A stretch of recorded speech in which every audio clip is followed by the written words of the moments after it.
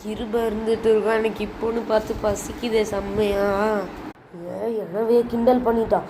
எப்போ வெளில வரானோ அவனை சாவடிக்காம விட மாட்டான். அவனை சமாதானம் படுத்தலான்னு பார்த்தா இப்போன்னு பார்த்து அவன் செம்ம கண்ணில் இருக்கான் என்ன மேலே.